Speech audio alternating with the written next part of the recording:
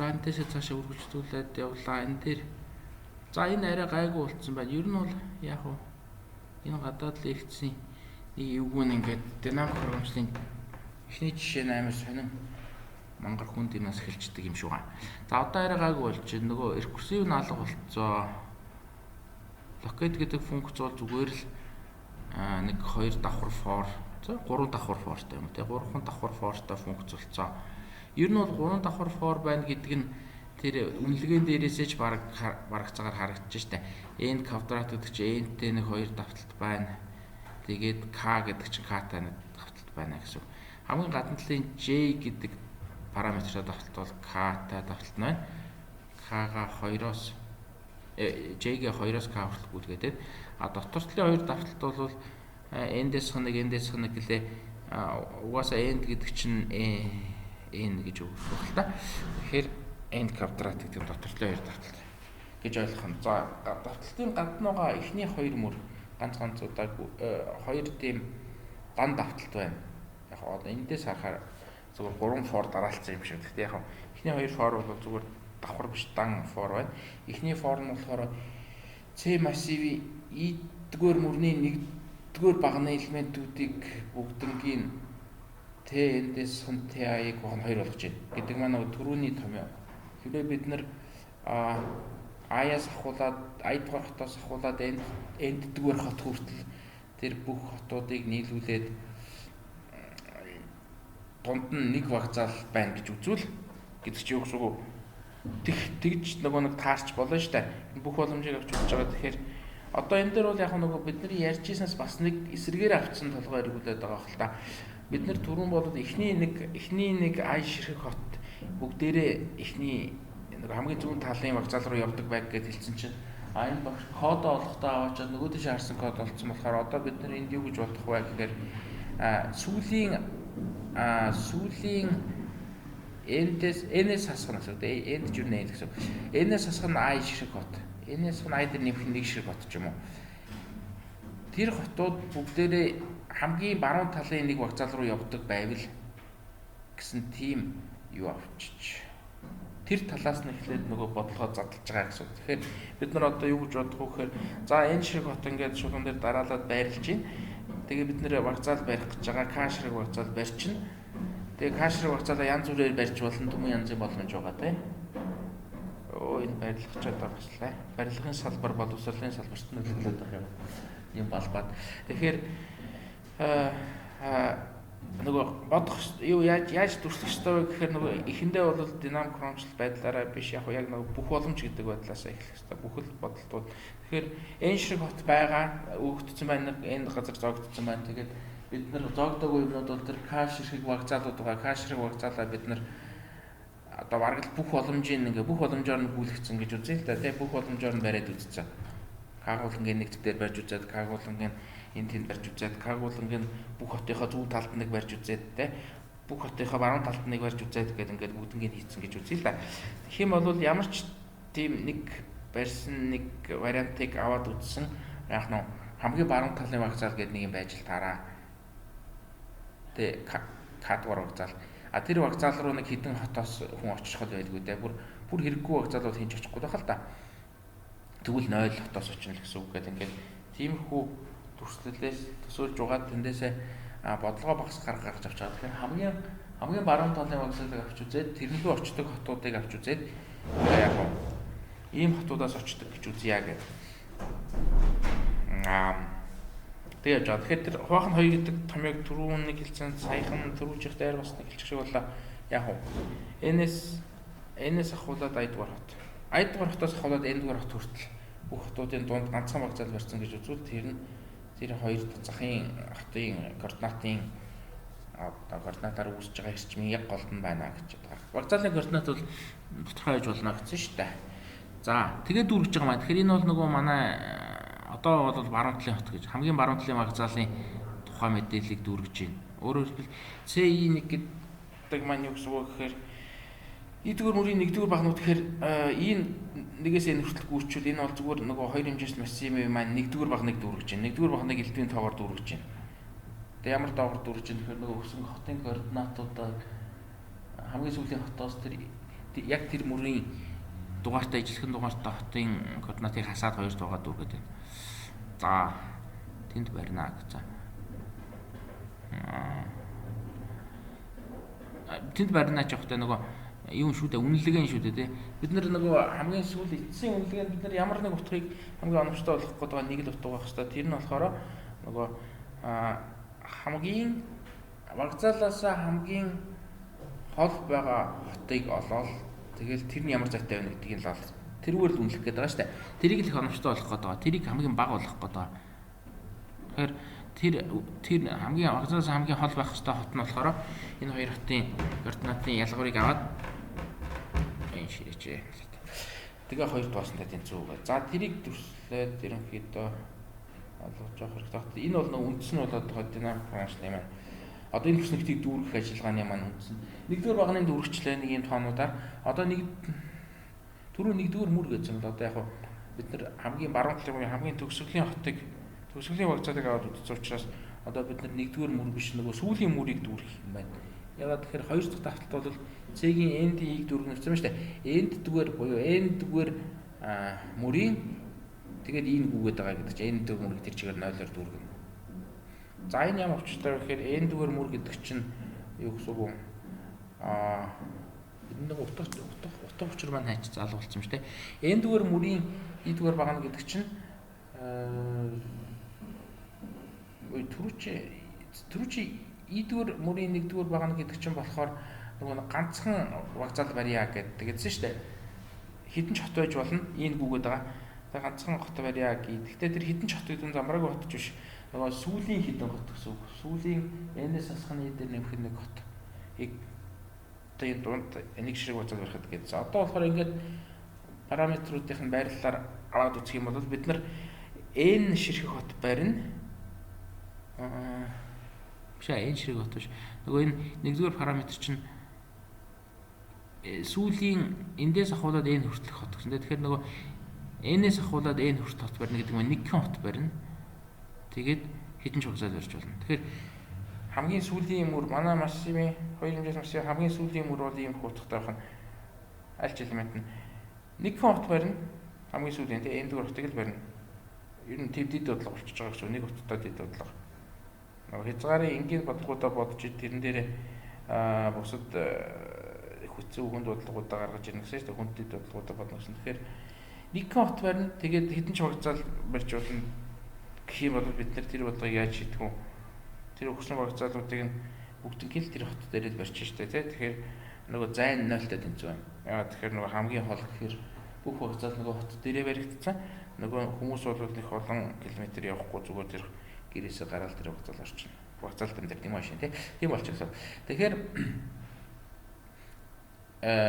ингээд манай массивын эхний баган дүүрчлээ, сүүлийн мөр дүүрчлээ. Одоо бид нар яг үлдсэн тэр нэг хоосон зайг зүүн дээд, баруун дээд бол юу гэх юм те баруун дээд хэсгийг нь энэ нэг хоёр давталтаар дүүргэнэ. 2 3 давталт байна те. За J 2-оос ахуулаад K хүртэл гүйлгчлээ. Энэ бол нөгөө барих гэж байгаа вокзалын тоо. Яагаад нэгээс эхлэхгүй байна вэ? Нөгөө юм бичиж байгаа. Яагаад нэгээс эхлэхгүй байна вэ? Саяын баахан ярьсан юм дотор каден 101 гэдгийг бүгдийг янзлалтай юм шиг байна л да тий. Тэр хоёр дахь давталт CND гэдэг чинь эхний давталт CI1 гэдэг чинь нөгөө юу гэсэн үг К нэгтэй тэнцүү байх бүх тохиолдлыг нь аваад үзсэн юм байна. Тэгэхээр К нэгтэй тэнцүү байна гэдэг маань манай нөгөө хоёр хэмжээтэй массивыг аваад үзэх юм бол эхний параметр уу нөгөө мөртэй харгалзаж байгаа параметр нь тэр нэг сонин нөгөө хотын нэг дугаар байна. Тэгээ хот ийм дугаартайгаас ахуулаад n дугаартай хүртэлх хотуудад зориулаад юм бариачаа гэсэн нэг тийм сонин параметр. Хоёр дахь тэр баруун хариуцж байгаа тэр индекс параметр энэ массив дээр индекс гэх те.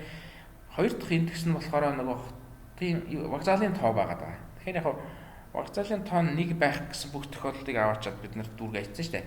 Тэгэхээр нэгийг авч үзэх хэрэггүй. Одоо зөвхөн хоёроос хавлал явна. Тэгэхээр энэ багны тоо л гэсэн. Нэгдүгээр баганд дүүрч учраас одоо бид нар хүснэгтээ хоёрдугаар багнаас хавлаад К-дугаар баганд хүртэл дүүргийа. За айгүй гоё зөөрөл тавьсан. Тэгэл дүүргчүүд нөгөө массив нь дүүрч шүү дээ. Тэгснэ одоо дараалал нь дотгошоо үе доторчлын давталсан дээр I гээд параметртай давталт байна. I-гээс n-ээс 1 хүртэл нэг нэгээр явна. Удаа яж. I гэдэг хөвлөгч нь n-ээс 1-ээс ахуулаад 1 хүртэл буураад явна гэсэн юм байна.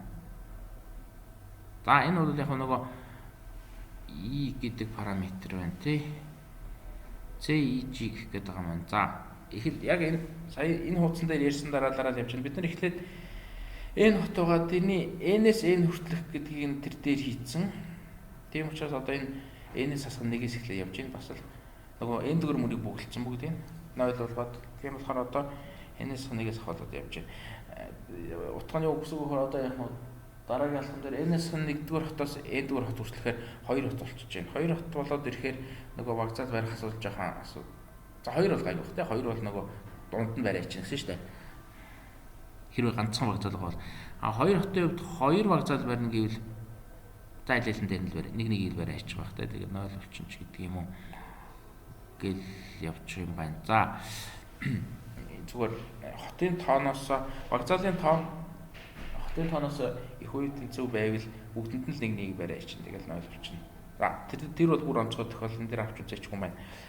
За I гэдэг бол тэгэхээр нөгөө нэг хэдвэр хотоос эхлээд n-р хот хүртэл хотуудыг авч үзэх бай гэдэг юм. За тэгээд C-гээ хязгааргүй гэж авчаад жижигхэн C-гээ хязгааргүй гэж авчаад тэгээд тэр хамгийн сүүлийн хамгийн доторчлын 3 дахь давхар давталтанд явж дуусны дараа CEG тэнцүү том CEG тэнцүү C гэж жижиг C гэсэн юм байна. Тэгэхээр энэ давталтын дотор манай хамгийн бага C-г нь олчж байгаа юм байна. Юу хамгийн бага C-г болоод энэ хөр нөгөө n-ээс хасах нь эдэр нэмэх нэг хот байгаа гэсэн үг л ч доо шүү дээ.